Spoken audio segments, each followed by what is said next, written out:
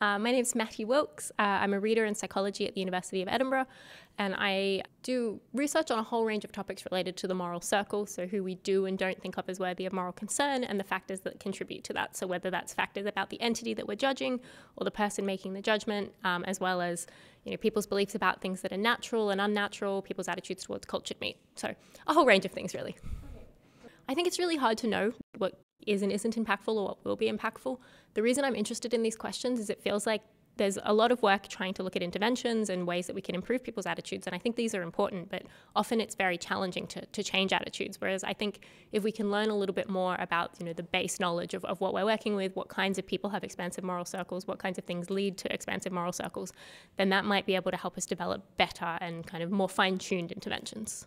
As an example, when I started my research on children's attitudes towards animals, we had no idea that children's moral circles or moral concern for animals seemed to be quite a lot higher than adults. And so since that work has come out, there's been a lot more interest in trying to understand, why do children's moral circles contract? Why do they stop granting moral concern for animals? And without that basic research of understanding children's attitudes in the first place, we wouldn't have that baseline knowledge to work with.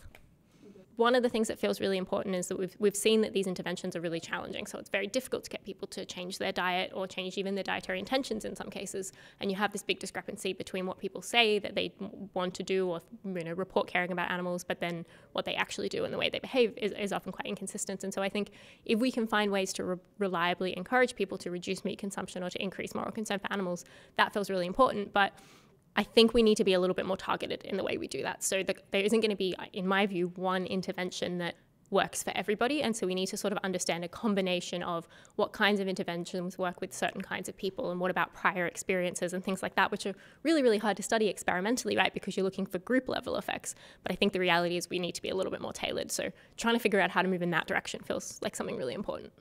So I guess I probably don't have an answer for the whole field, but for myself, the question that I'm really interested in answering or understanding is, if you look at the meat paradox literature, we know that anticipating eating meat reduces the amount of moral concern we feel for animals. So I would be really interested in understanding if that basically works in the flip. If we can just pay people who aren't already interested in animal welfare, to stop eating meat, what does that do for their moral concern and towards animals, the way they think about animals, and potentially their future diet behavior? And so I would be, if I had unlimited money and resources, that would be something that I would be really excited to look at, is just like, what is the effects of cutting meat out of people's diets? But obviously, logistically very challenging to do. So it's not an answer for the field, I guess, but it's an answer for me.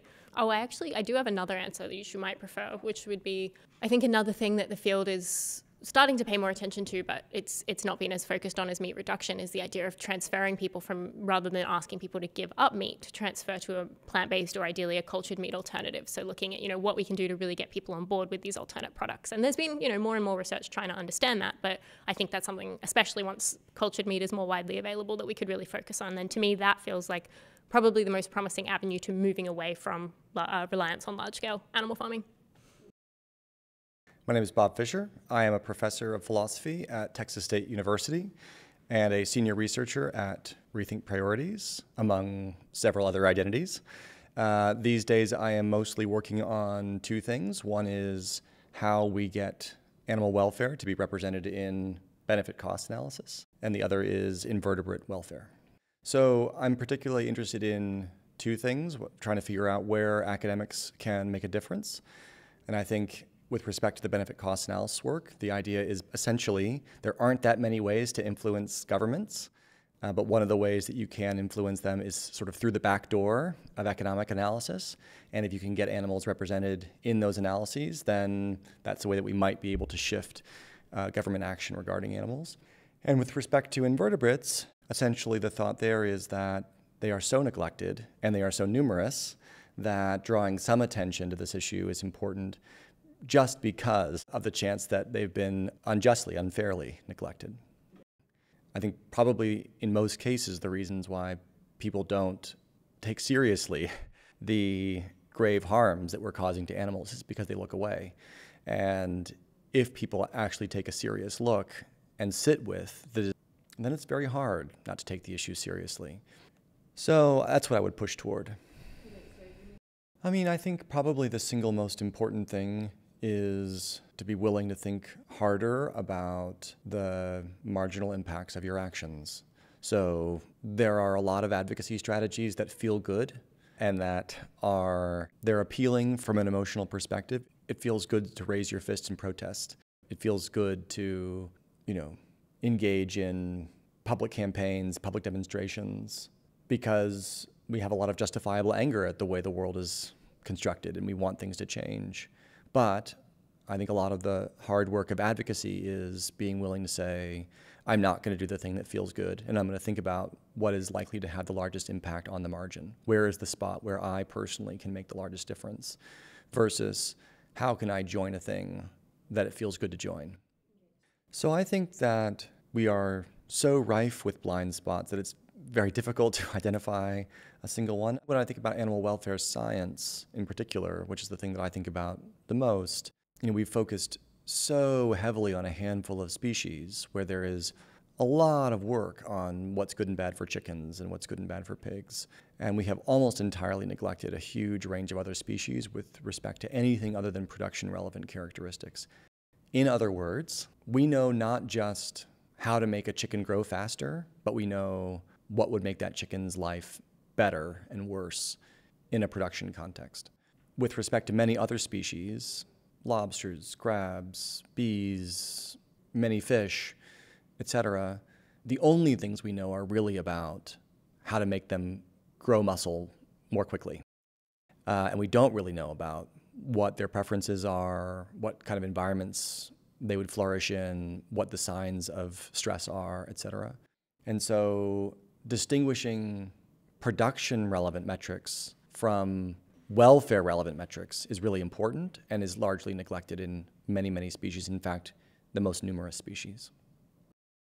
I'm Oscar Horta, and I am a professor at the University of Santiago de Compostela, where I teach philosophy. And in addition, I'm also the co-founder of Animal Ethics, and I'm working in another project to prevent harms for animals in the future.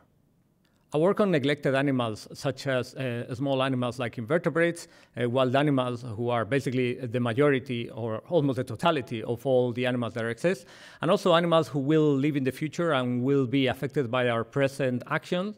This is important because these animals are basically all the animals that there would be, and they receive very, very little attention. The animals that animal advocates pay more attention to are only a tiny minority of them, and this neglect should be corrected. So in order to help animals and challenge speciesism, there are different things that it will be very important to know. First of all, get sociological knowledge about how to best do this, but also we'll need to do research on how future animals may be affected by our decisions. How can we make, for instance, AI systems not harm animals and spread values that are more likely to grant moral consideration to all sentient beings. And I think that these are neglected issues, so I really think that we should be working on them. I think it's very, very important to try to make an effort to have the best possible impact for all animals, present and future. And that means that, for instance, animal scholars shouldn't be working on the topics that they find more interesting, but rather on those that are going to inform actual practice, actual advocacy. And then animal advocates themselves shouldn't be working on the topics that are easier or that are more accepted by society, but rather they should tackle those ways of helping animals that will have the best impact in reducing the harms that most animals will suffer. That's why neglected animals need so much of attention, and that's why we need to figure out how we can have the best impact, not just now, but also in the future, including the near future, but also the long-term future.